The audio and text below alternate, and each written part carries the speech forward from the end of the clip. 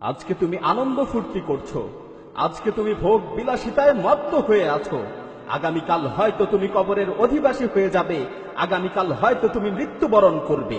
হে দুনিয়ার মানুষ, নিজের সুস্থতার ব্যাপারে অহংকার করো না। তুমি কি দেখোনি কোন ধরনের অসুস্থতা ছাড়াও কত সুস্থ মানুষ দুনিয়া থেকে বিদায় নিয়েছে?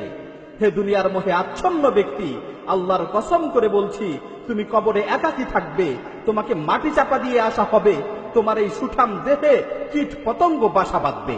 তোমার পূর্বে যারা দুনিয়া থেকে বিদায় নিয়েছে তাদের থেকে শিক্ষা গ্রহণ করো, তোমার পূর্বে যারা মৃত্যুবরণ করেছে তাদের থেকে শিক্ষা গ্রহণ করো। আল্লাহর শপথ করে বলছি, যখন তোমার মৃত্যু চলে আসবে তখন তুমি অনুতপ্ত হবে, যখন তোমার বিদায়ের ডাক চলে আসবে তখন তুমি অনুতপ্ত হবে। আল্লাহর কসম, তুমি সেদিন নামাজ না পড়ার কারণে অনুতপ্ত হবে, তুমি সেদিন অনর্থক কাজে সময় নষ্ট করার কারণে অনুতপ্ত হবে। আমার প্রতিপালকের কসম করে বলছি, তুমি সেদিন নামাজ না পড়ার কারণে অনুতপ্ত হবে, তুমি সেদিন সময়ের অপচয় করার কারণে অনুতপ্ত হবে। কিন্তু সেদিন তোমার এই অনুশোচনা কোনো কাজে আসবে না। তুমি আফসোস করতে করতে চিৎকার করে বলবে, রব্বির জিউন, রব্বির জিউন লাআল্লি আমালু সালিহান ফীমা তারাকতু। হে আমার প্রতিপালক, আমাকে দুনিয়াতে আবারও ফিরে পাঠাও। হে আমার প্রতিপালক, আমাকে দুনিয়াতে আবারও ফিরে পাঠাও। হে আমার প্রতিপালক, আমাকে দুনিয়াতে আবারও ফিরে পাঠাও, যাতে করে আমি দুনিয়াতে যে ভালো কাজগুলো করে আসতে পারি। আল্লাহ তাআলা তখন তোমাকে লক্ষ্য করে বলবেন, কাল্লা, কখনো না, তোমাকে আর কখনোই দুনিয়াতে ফিরে পাঠানো হবে না। অন্য আয়াতে এসেছে, যখন মানুষ ভালো কাজ করার জন্য পুনরায় আবার দুনিয়াতে ফিরে আসতে চাইবে তখন আল্লাহ তাআলা বলবেন, আওয়ালাম নুআম্মিরকুম, আওয়ালাম নুআম্মিরকুম মা ইয়াতাযাক্কারু ফীহি মান তাযাক্কার ওয়া জাআকুমুন নাযীর ফাযুকু ফামা লিয-যালিমিনা মিন নাসীর। আমি কি তোমাদের দীর্ঘ জীবন দেইনি? আমি কি তোমাদের দীর্ঘ জীবন দেইনি? সেই সময় কারো যদি উপদেশ গ্রহণ করার ইচ্ছা থাকতো তাহলে সে অবশ্যই উপদেশ গ্রহণ করতে পারত। তোমাদের কাছে সতর্ককারীরা এসেছিল, তোমরা সেই সময় তাদেরকে অবহেলা করেছো। সুতরাং জাহান্নামের স্বাদ আস্বাদন করো। আজকে জালিমদের জন্য কোনো সাহায্যকারী নেই। সুতরাং সময় থাকতে পাথেয় সংগ্রহ করো, জীবিত অবস্থায় তওবা করো, জানাজার খাটে শোয়ানোর পূর্বে নিজেকে শুধরানোর চেষ্টা করো।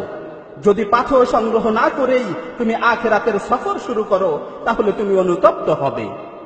জায়দান নুমাইরি রাহিমাহুল্লাহ তিনি বলেন, যদি মৃত্যুর নির্দিষ্ট কোনো সময় জানা থাকতো তাহলে আমি মৃত্যুর ব্যাপারে নিশ্চিন্ত থাকতে পারতাম যে অমুক সময় আমার মৃত্যু হবে। কিন্তু মৃত্যুর তো কোনো নির্দিষ্ট সময় আমার জানা নেই। আমি কিভাবে নিশ্চিন্ত থাকতে পারি যে আমার মৃত্যু কখন হবে? আমার মৃত্যু কি সকালে হবে না সন্ধ্যায় হবে? শেষ কথা হচ্ছে, তুমি তোমার বিবেকের কাছে প্রশ্ন করো, তুমি তোমার অন্তরকে জিজ্ঞাসা করো, তুমি কি এই অবস্থায় আল্লাহর সাথে সাক্ষাৎ করার জন্য প্রস্তুত? আজকে যদি তোমার মৃত্যু চলে আসে তাহলে তুমি কি মৃত্যুর সাথে সাক্ষাৎ করার জন্য প্রস্তুত?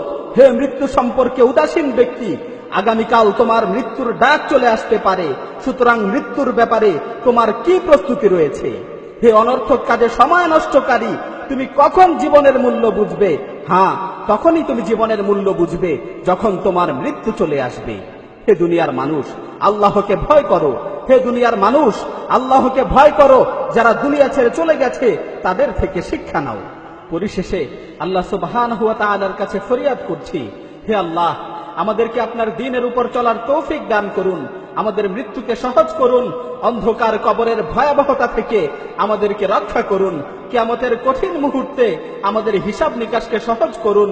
রব্বানা আতিনা ফিদ দুনিয়া হাসানাহ ওয়া ফিল আখিরাতি হাসানাহ ওয়া কিনা আযাবান নার। হে আল্লাহ, দুনিয়া ও আখিরাতে আমাদেরকে কল্যাণের জীবন দান করুন এবং আমাদেরকে জাহান্নামের আযাব থেকে রক্ষা করুন।